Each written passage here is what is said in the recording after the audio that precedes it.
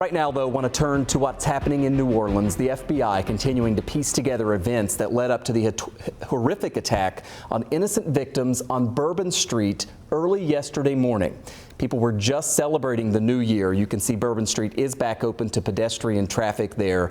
The FBI says this is being investigated as an act of terrorism inspired by the Islamic State or ISIS. 15 people are dead after a U.S. Army veteran drove a pickup truck through a crowd of revelers. Dozens of others were injured in this attack. The suspect is a U.S.-born citizen and Army veteran who was born and raised in Texas. One big question, how did he avoid security in the French Quarter and bypass barriers that were put up for the event? As investigators are combing through security footage to find all of that out, this is a timeline of what we know so far about the attacker's movements. The FBI says on December 30th, he rented the pickup truck from Houston. Then on the 31st, he drove from Houston to New Orleans.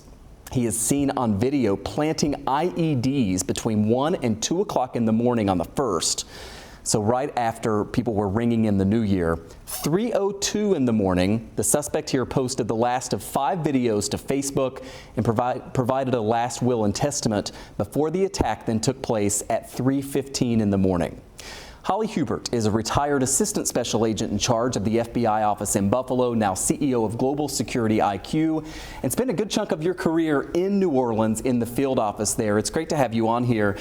What would you say to folks, as you know, a lot of people probably watched bits of the news conference today. They're getting a little bit of news here and there after maybe being at work all day. What are the keys right now into understanding what happened? I think it's important to be patient and understand how massive an investigation this actually is. There's so much data coming in. It is interesting to see the investigation unfold in terms of all of the different assets that the FBI has at its disposal. And one thing that's really important to say is the New Orleans Police Department, they have always been such a great partner of the FBI, having spent many years down there. They have a lot of resources embedded in the JTTF, which is the Joint Terrorism Task Force.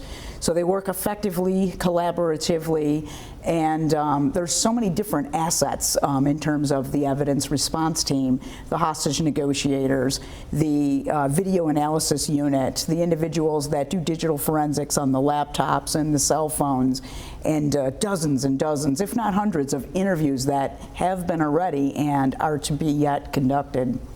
Obviously, there is the Sugar Bowl this evening in New Orleans. It was delayed for a day. You have the Super Bowl in New Orleans in just a couple of months.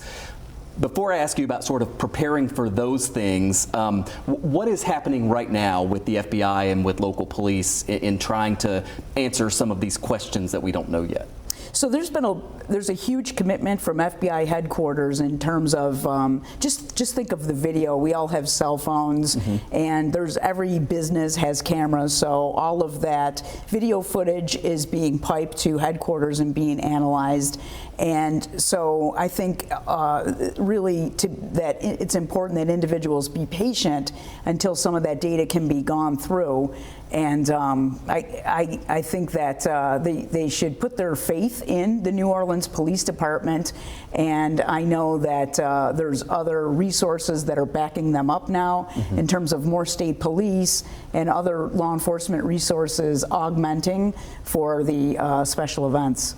Again, you know this area so well. What do you make of the fact that there weren't proper barriers put up that would have prevented a car attack? I mean, I was at the ball drop in Buffalo on New Year's Eve, and we had the big DPW trucks blocking the roadways so that this presumably couldn't happen. What's up with that breakdown? I think that's something that will really be studied hard on where those security barriers should have been placed. The one thing, the incident happened at the intersection between Canal and Bourbon Street, and Canal is a very busy thoroughfare if you think of Transit Road in Erie County. So they did not section off all of Canal Street. So the French Quarter, the one side of it, it's a square, if you will, it's a rectangle. One side of that rectangle is entirely covered by Canal Street. So it's a really big section to to actually cordon off. Yeah. And people think of the French Quarter, you're actually on the inside of Canal before the French Quarter technically starts. So I don't think you think of Canal Street as being actually part of the French Quarter. Yeah, sort of on the periphery. It really is. Where the barriers weren't quite as strong. I only have about 30 seconds left, but I want to ask you again, looking forward to, the Sugar Bowl tonight, looking forward to the Super Bowl, how confident are you? I mean, they're going to flood this zone with resources, right, to make sure it's safe? Absolutely. I know that the governor of Louisiana has saying that they're going to augment and send resources, and certainly the FBI will be sending resources from other field offices and from headquarters to help. It's carried as a special event by the FBI, so you're already getting augmented resources from headquarters. And I think that everybody all the pedestrian traffic will have that heightened sense of awareness. Yeah. Holly Hubert, retired FBI agent here in Buffalo, spent a lot of time down in New Orleans. Sad to be talking about this incident, just horrible. Thanks so much for coming in. Thank you.